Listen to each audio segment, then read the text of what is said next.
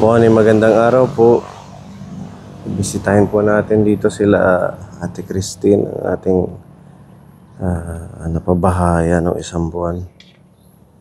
Tingnan natin kung ano na po yung progress ng mga pag-aayos nila dito.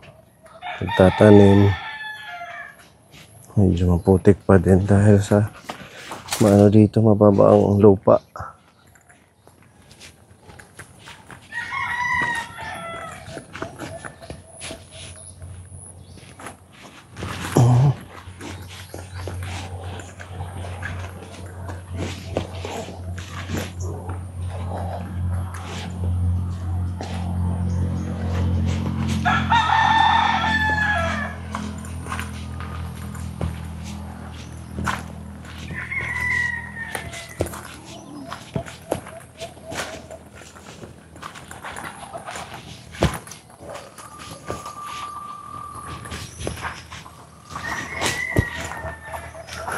Apa yang kelep?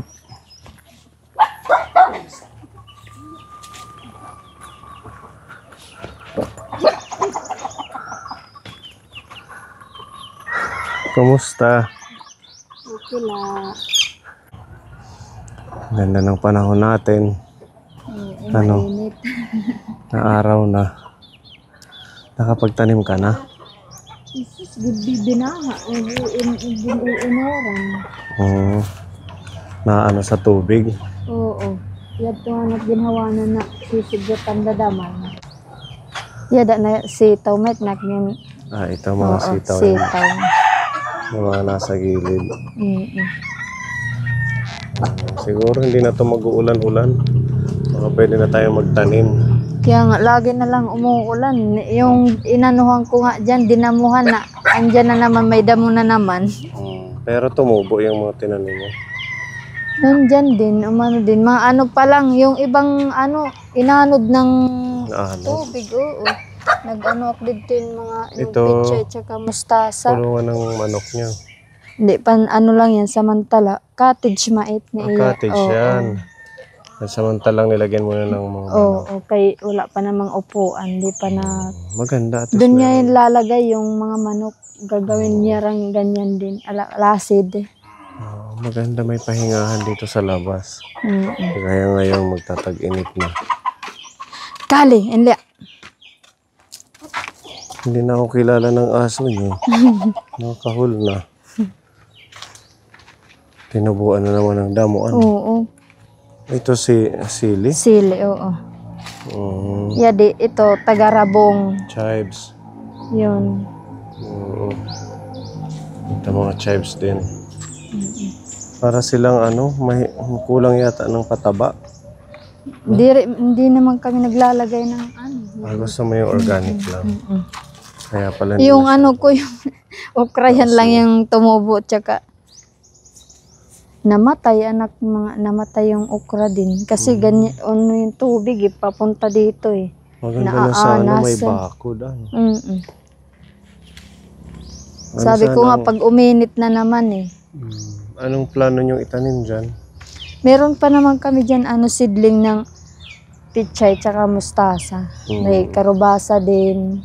Yan ang ilalagay nyo dito. Oo. Buti na bakuran, safe yung tanim. Kaso yung mga dahon, hindi ba yan Hindi yan. makakahamong sugay? Ang balak namin kung iinit na talaga doon na lang. Saan? Okay. Baka na na sa mga niyog na hamong. Oo nga. Yung mga dahon, posibleng... Pag natuyuan doon na lang kami mag-ano ng garden na iba. Dito sa harap. Yung sitaw ko nga, parang malapit na umano. Tumubo. Kumusta na yung CR nyo na ayos na ni Kuya? Oo. Okay na. Nagamit nyo na. Ito naman ito? Atabay. Sana. Kaso lang pag umuulan. Balon. Oo, pag umuulan, na ganyan din yung kulay. Pero pag nag-iinit siya ng init, na siya. Lumilinaw. Oo, lumilinaw. Nung nung minsan na nagtag-init na, na dyan na kami sana naglalaba eh. Kaso lang nung umulan-ulan na naman. Kasi malayo dito ang tubig nyo, no? Giban. Maganda kung, lagyan nyo siguro ng bato sa ilalim. Nilagyan nga yan ng mga ito. Yung gravita. Gravita. Na ano talaga siya kay Indian o pag ano ng ulan. Naagos dyan, pumapasok. Nilimasan nga namin yan nung anak ko na para ano, isus nung nalimasan na, umano na yung luminaw na, saka na naman, umulan na naman. Pwede yan, pang dilig muna ng halaman. No? Kasi hindi nyo na iigibin. Pag malinaw, pwede sana pang laba. Chlorine, lagyan nyo ng chlorine. Makasakaling maging malinis. Malalim yan ang pag-ukay. Oo. Hindi yan nawawala yung tubig kahit ganyan. Hindi. So pwede. Tinanggalan namin yan ng ano, hindi, malakas ang ano niyan burabod ba niya. Luminaw din, ano. Ngayong tag-araw. Maganda na yung lugar nyo dito. Tahimik at saka walang chismis. Ano, walang marites. Walang marites. Kahit dito ka lang tumambay, tawag doon, magpatanggal ng uban. Dito malilim. Oo. Ang ano at niya, yung cottage, dito sana niya gagawin kay malilim. Ang kaso, kasi nung umulan nga, na ano, papunta doon yung agos ng tubig. Dito wala masyado dito. Wala. Dito yung area, yung dati yung bahay. Oo, dito yun. Yan yung medyo mataas. Nag-aalaga ka na ng pato, manok. O, papalitan nga namin kay mainit na, ano nala daw, kuno pawid. Pawid or nipa. Oo. Para hindi mainit. Marunong ka gumawa ng gano'n? Oo, marunong ako mag-ano. Okay na. Tingnan ko yung CR nyo.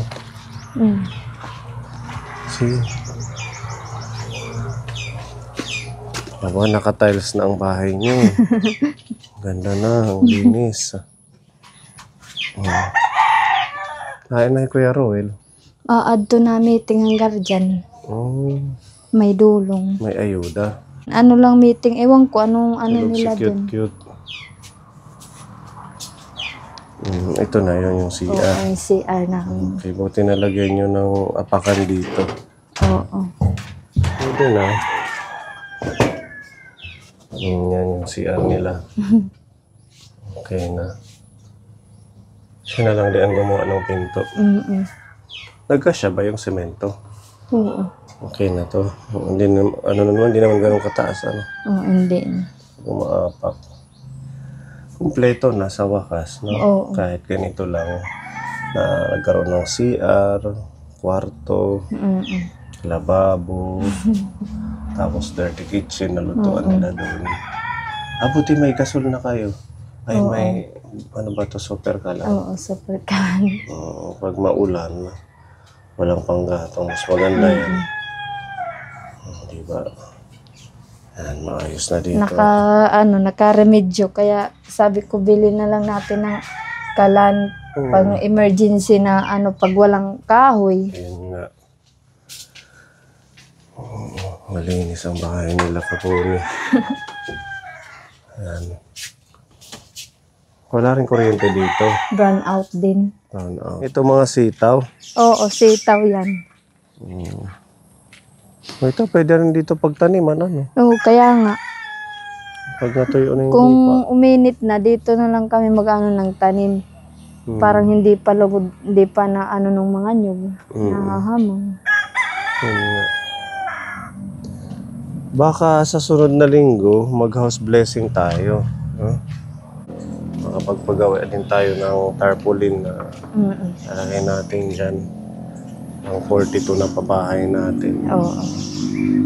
Wag ka nang magluto, kami na lang yung magpe-prepare ng pagkain. Oo. May kakilala kang pastor, gano'n? Oo, may da. Meron. Pwede bang masabihin? Pero nagsisimba yan sila hanggang tanghali. Yung sa nila, New Life. Pag na lang, pag katapos ng simba nila. Oo. Kasi ngayon dapat nasimba nga ako dyan sa kanila sa New ngayon Life, Christian.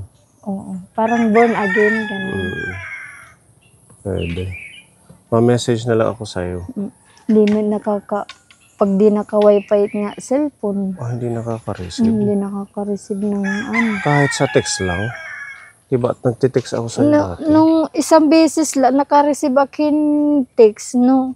Adi nga, nakasalpag an talk and text di diyan iya. Ano?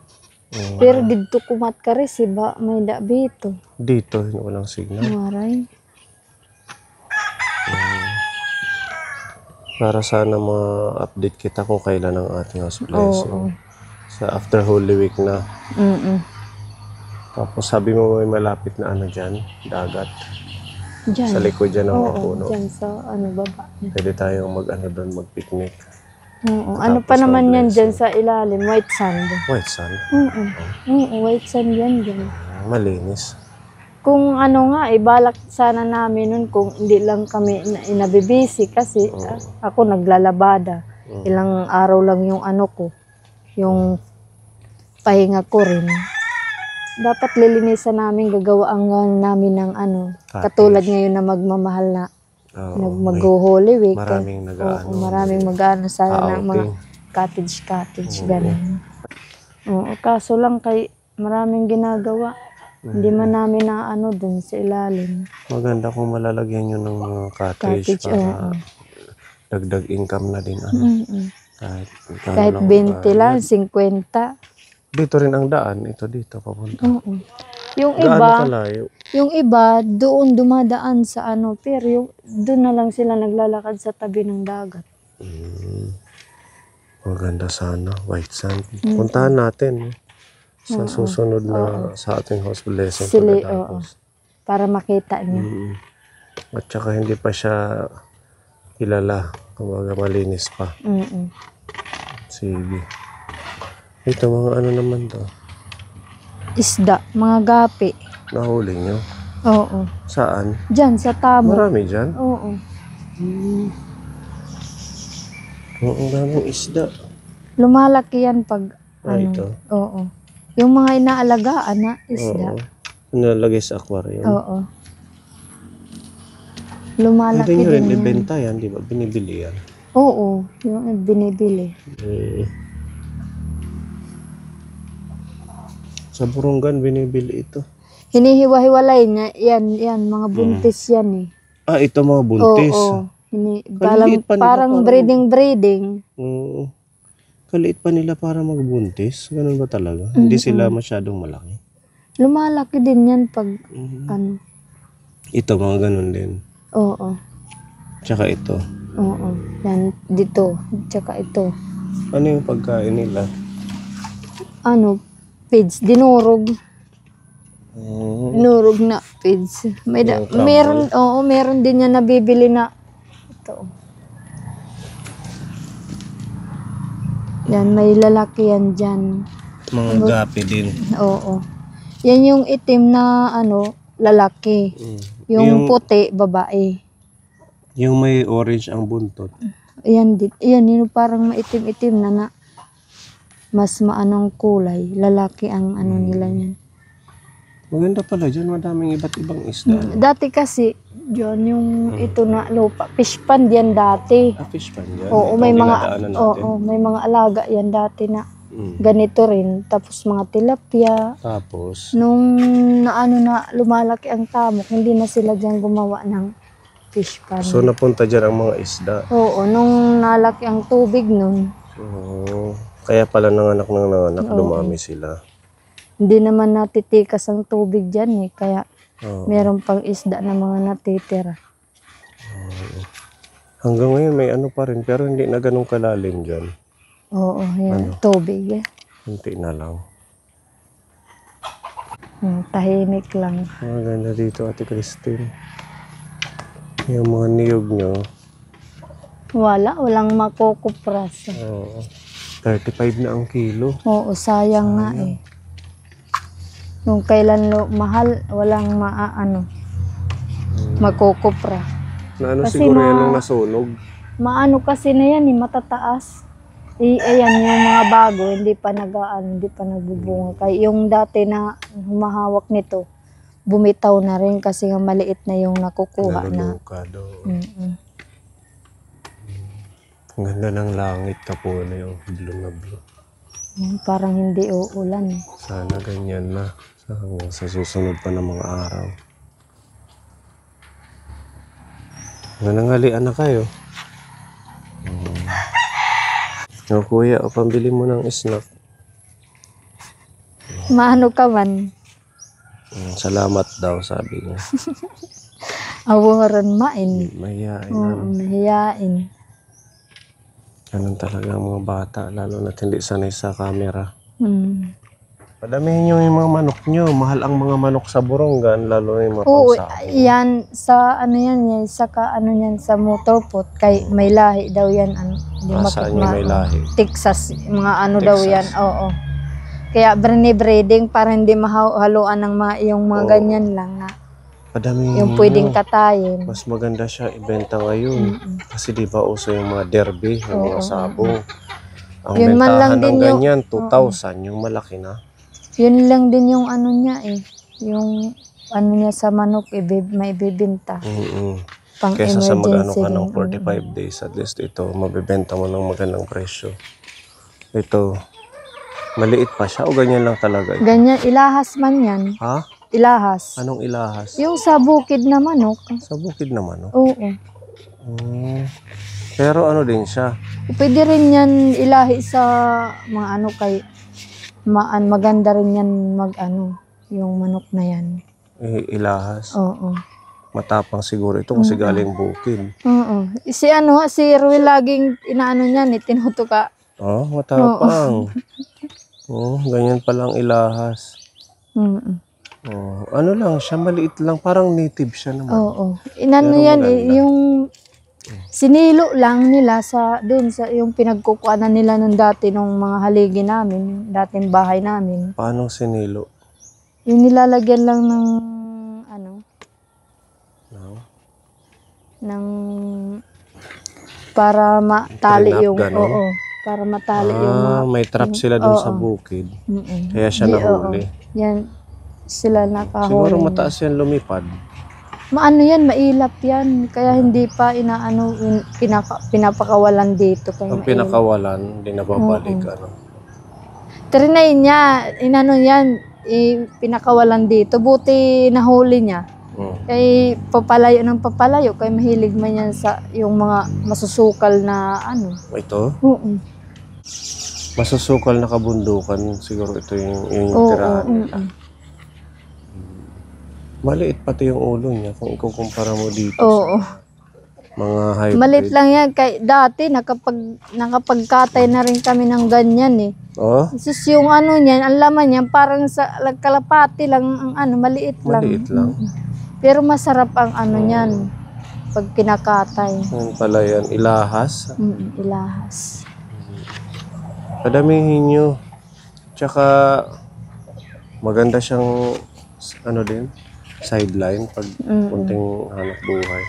Oo. Dati nga mayroon naghanap sa kanya na bumili nung yung isa niyang manok na lalaki. Bininta na lang niya. Nagkano niya nabenta? Ano lang yung bili sa kanya kay di man niya nagano si Ruel ng Presyo? Oo na. Bininta lang niya ng 800. Yun ginamit namin sa pagpa-check up niya sa Borongan. Sa Borongan, 2,000 ang presyohan. Pag mga malalaki na, Oo, yung pansabong na. meron din 5,000. Depende kung magandang, Oo, lahi. kung ano na siya, yung ready na sa mga sabong, gano'n. Mahal nga yung may mga lahi na katulad ng Yung Texas yun. Oo. Padamihin niya. Diba? Meron pa pala doon sa gilid ng niyog. Kan iya mait pa sa kumpare niya yan kay para maka-breeding din sa mga Breeding. babae dito. Yung mga babae, pinapakawalan lang. Oo, pinapakawalan na. Dito lang naman yan sila eh. Diba? Sige, Ate Christine, ha? Sige. Ma-update na lang ako Oo. sa'yo. Wala ka bang ibang cellphone number? Yun lang talaga. Kaso hindi makareceive, Kay binigay man lang yan ng kumpare niya. Kaso lang, Dadaan-daan na lang kami. kailangan naka-wifi ka Tayo lang. God's blessing.